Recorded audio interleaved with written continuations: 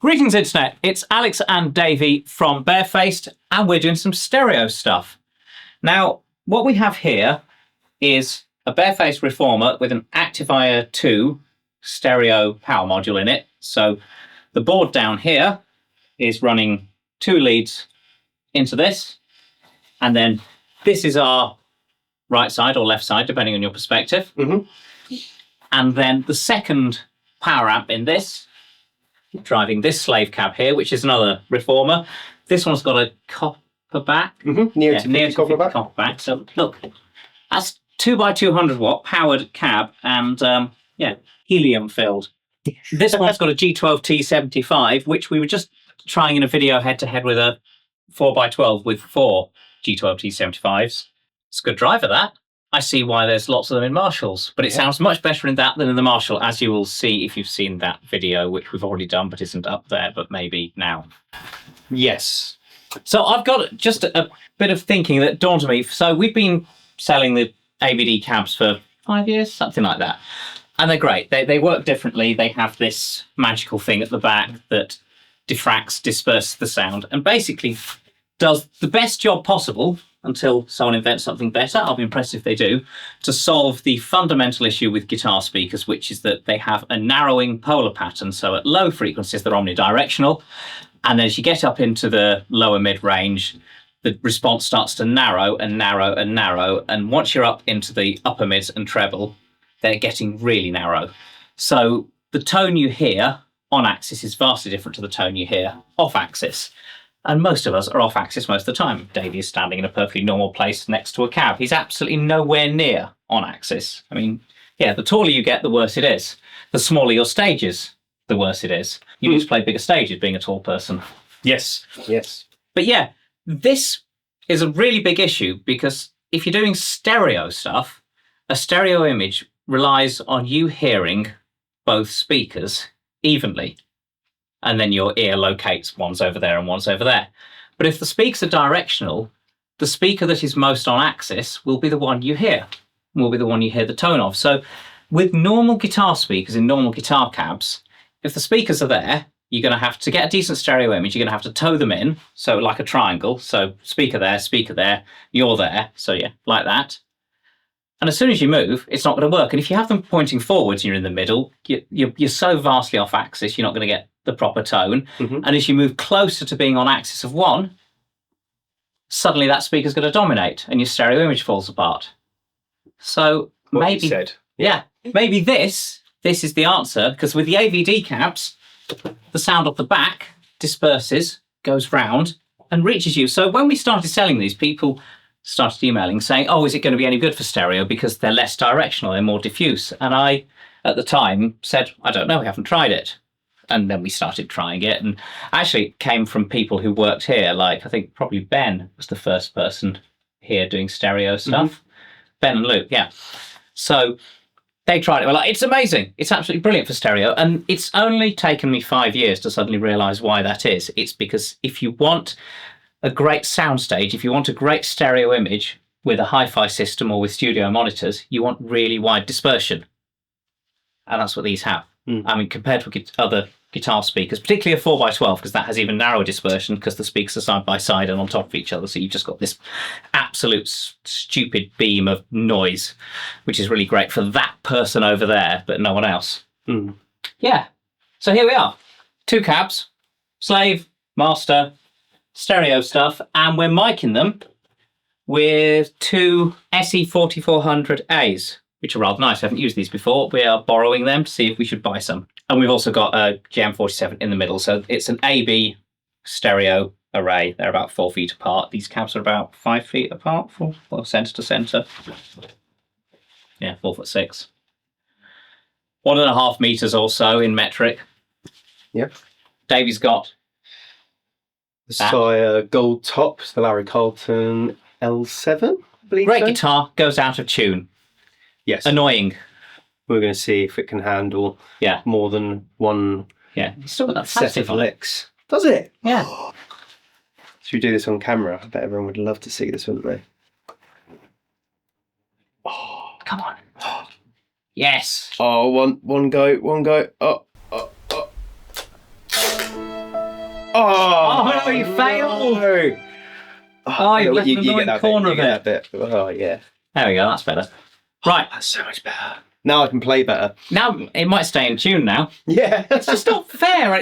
It looks good, sounds good, it plays good. You have to keep retuning it. We're borrowing Louis' board, which is there's a Strymon Big Sky and a Strymon Mobius. Yes, so they are the only things that are actually going to be stereo. I'm running into the exotic SP compressor, the EP booster, the Aquapus analog delay. That's all mono, and then it's only when it reaches the Mobius. But that's the Mobius is stereo and the Big Sky stereo. Yes, so we're going to have some stereo modulation, some stereo reverb. We're going to start very clean with the reverb and then move on to slightly more cavernous stuff. On the Mobius, we have a harmonic trem and a phaser, so you should hear that separation. I might incorporate delay in there as well, but that won't be The delay's not stereo. No, so that will just add a bit of slap back, and hopefully that will just kind of combined with the stereo field, stereo separation. That should also provide some interesting things. But the key point being, I don't know if you were just going to say this. Yes. No. Yes, that's what I was going to say. No amp. Straight from the board into the activier, and that's really more than anything. And that's kind of part of the reason why I've got the SP compressor on, just to give it a little bit of a boost. But really, I might even just kind of show you what it sounds like without any effects, just dry.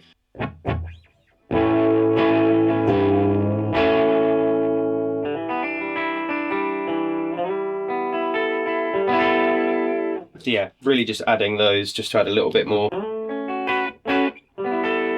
And then yeah, we've got the reverb and the modulation. Should get some of that stereo separation. Get out of the way. Cool, yeah, start with some stuff now.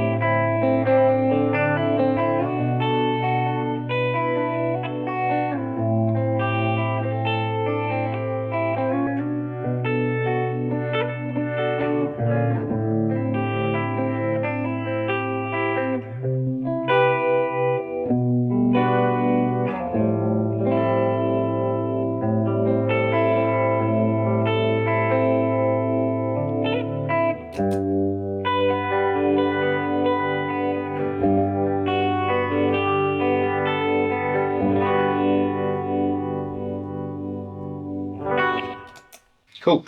Yeah, add a little bit of delay in at the end there, but yeah, that's right. Hopefully the mics are picking it up as well as the real world is. That's insane. I mean, I can't. I mean, you're just standing there, but it still sounds like it sounds really good over there. I was sort of there. Yeah. It's really doing the thing. How much do guitarists use stereo rigs live? Oh. Is it just historically so much of a pain? Because you don't carry twice as much stuff. I think that's the main reason why most people don't do it. And then the moment you reach a certain level, it's like, well, might as well do it because I have money for it. I have roadies. I have this. I have that. If you're in a one guitar band, particularly if you're in a one guitar band with no keys or anything else, it's really, really awesome. Not just for filling space, but for leaving space for the vocal, for the lead vocal to come through the middle. Yes. It really clears up, and I'm as a bassist as well, it really clears up that room for the bass to go through the middle, the vocal to go through the middle. They don't get in the way of each other because they've got enough, separation frequency-wise on the whole. And also kind of musically, they're so far apart, the way your brain sort of hooks onto them. And then the guitar kind of wraps around them. Well, you think about any recording. Well, it's exactly. Any recording, even if you have one guitar, and this is what I've done of my 3-piece, where it's just guitar, bass, and drums and vocals. Just the same guitar line. Maybe I've re-recorded the part for left and right, but it gets spread. And then equally, if you were to have 2 guitar parts, maybe rhythm and lead, you might have them mixed up slightly, but you would traditionally have them Or even you do that thing where you have one guitar part on one side and you have its reverb on the other side. Yeah. That's the whole lot of love thing, isn't it? Yeah. Yeah. So it makes sense. It leaves room, because a lot of people listen to music in stereo. I mean, I think people are listening to music on headphones more than ever. Yeah.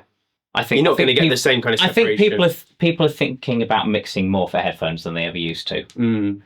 But I don't think people are having to worry about low end on mixing like they used to, because generally our systems do it. They don't necessarily do it as well as big old speakers, but they do at least do the lows. They don't just have this gap below 100 hertz where, a lot of 80s boom boxes and stuff, they just go boom and then there's nothing below. Yeah. That's really cool. I want to hear what it sounds like up close. Cool. Let's add let's make it a phasey, big reverb thing.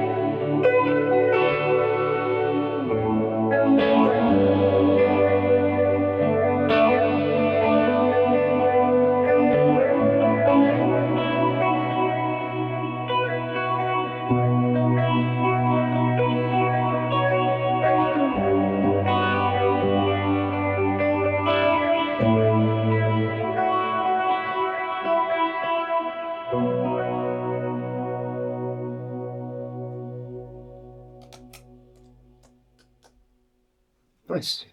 It's very nice. Yeah.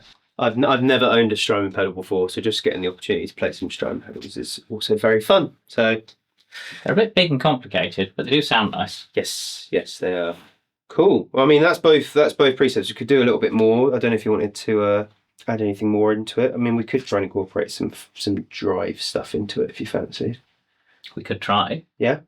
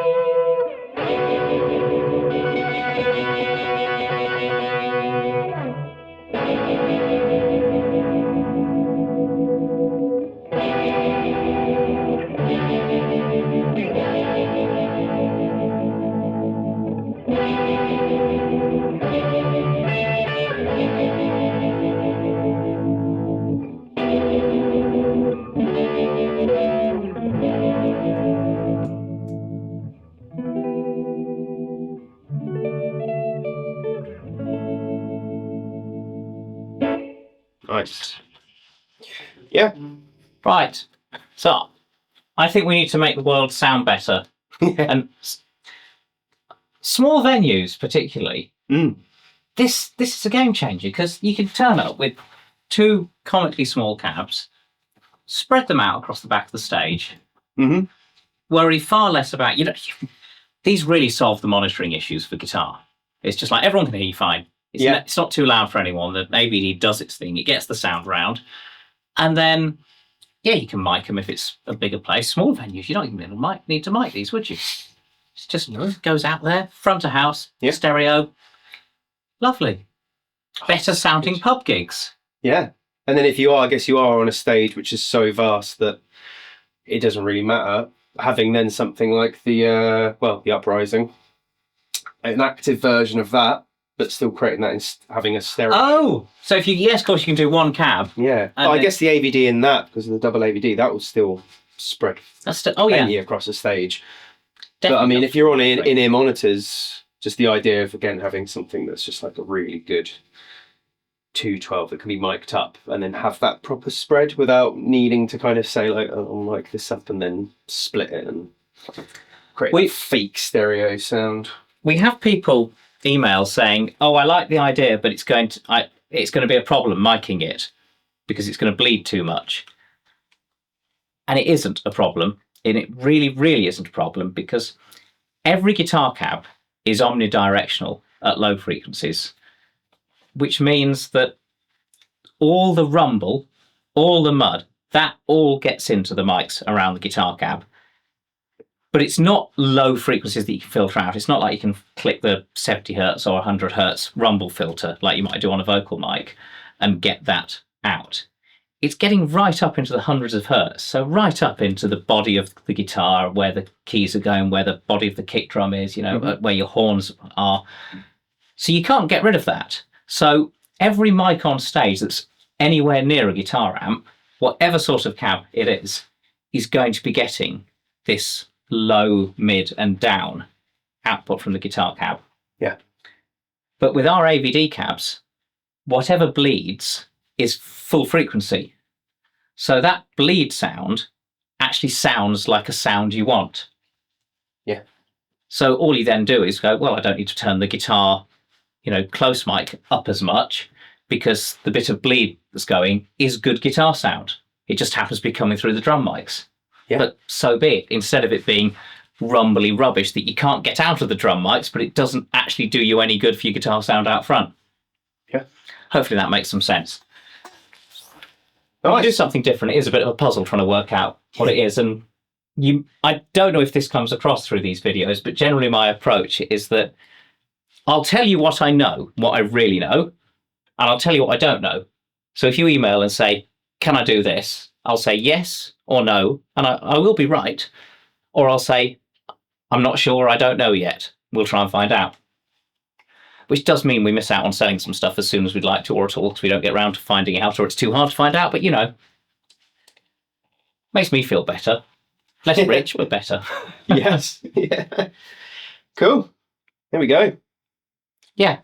Nice. We'll be back with more things. We were going to do some looping. Oh, that's coming up next. So that will be coming next. And we've got a lot of thoughts about looping and stereo looping. So yes. More to come. We'll be back. It's been Davey and Alex and Davey, the barefaced men, or two of them at least, some of them. Bye. Bye-bye.